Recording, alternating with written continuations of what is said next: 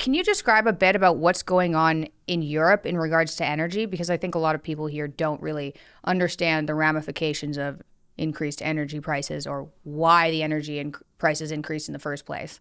Sure. So Europe is in the worst energy crisis, at least in 50 years, but maybe in its entire history.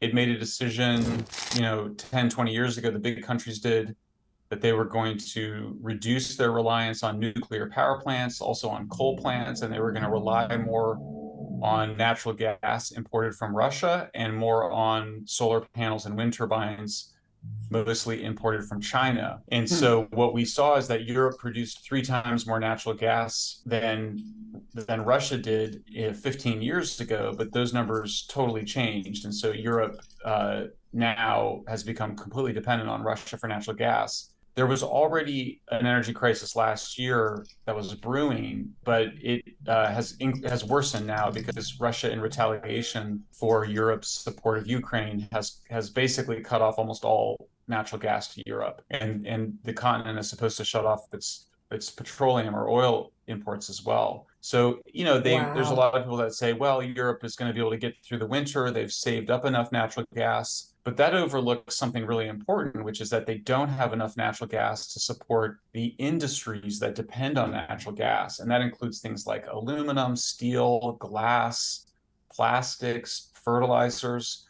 So the consequences are extremely serious, not just Hmm. for Europe. In Europe, about 70% of the fertilizer production has gone down, is shut down. So they're only producing, somewhere between 20 and 30% of the fertilizers they were producing. That means that we're just going to produce less food, and that means that there's going to be hunger. Estimated 350 million people are going to die of hunger-related diseases this year. Those numbers are going to go up. It's going to only get worse over the next several years. We see that about half the steel production is shut down in Europe. So what's really happening that's terrifying, should be terrifying to people that care about Europe, is that they're deindustrializing. We're going to actually do really well in the United States and Canada because we have abundant oil and gas and abundant energy. And so a lot of those fertilizer, steel manufacturing companies are going to come from Europe and relocate into the United States. But those of us, anybody that cares about Europe, should be very concerned about what's going on right now. And of course, Americans, we have an obligation, a treaty obligation to protect Europe in terms of national security. But if they don't have sufficient energy, then it creates all sorts of risks to them in terms of national security. So if there's a treaty obligation, then are we in some way obligated to provide natural gas?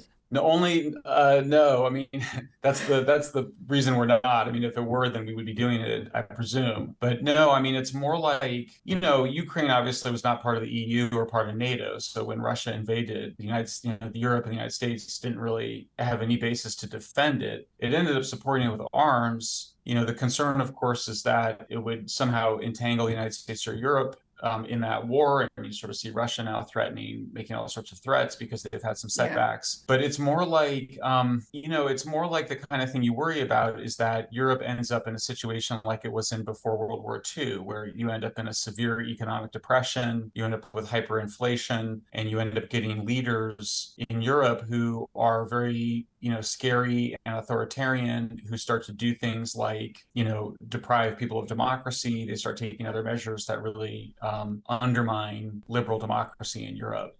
Why aren't US and Canada, why haven't they stepped in to provide natural gas to Europe? Like, I believe, I can't remember where I heard this from. I think it was my dad said that people had come to Trudeau. I don't remember if it was the Chancellor of Germany, something like that, had come to Trudeau and said, hey, we're in deep trouble. Can you provide us natural gas? And Trudeau had just been like, no, the environment is at risk. Is that true? Yes, that's exactly what happened. So the Chancellor of Germany, Olaf Scholz, went to Canada, I believe, late last month and was begging for That's liquefied insane. natural gas exports. Canada is rich in natural gas, so is the United States. There are genuine logistical challenges. It takes 3 years to build a gas liquefaction terminal. That's a terminal that cools natural gas to very low levels, and that turns the gas into a liquid, and then you can put it on a ship and send it to Europe. It Oh. takes a while to build those, but Europe's in trouble for a while. So I think the obvious response would be for Trudeau, the Prime Minister of Canada, and President Biden to say, yeah, we're going to expedite the production of liquefaction terminals. We're going to get them to Europe. We're all in this together.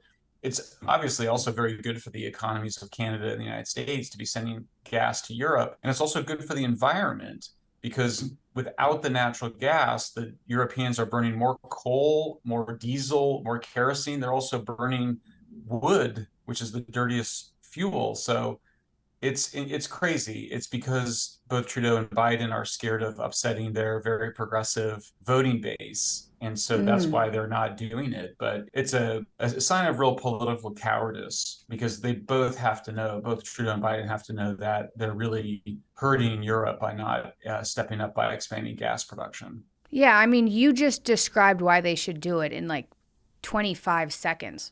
You don't think, like, you'd think that that Oh, could they be know. described to people. But I mean, just say, like, there are people's lives at risk here. Like, even the progressive left, because they work on compassion, right? They could probably get behind, hey, we need to do this for now because people are going to freeze to death. Can you not support that? They can't just say, well, no, we're not supporting that. Not really. Doesn't make them look good. It's a strange situation. Well, you got it, and I think that your point is well taken. That the core value for the left is ostensibly compassion. Now, of course, the thing that's undermining that is this idea that climate change is an apocalyptic threat. And so, if you think that Yeah. climate change is a world-ending threat, and you think that, I mean, it's not rational. I think we try to make it rational. But if you think that more gas production is going to lock us into the apocalypse, that's how they justify it. That's how the activists justify it.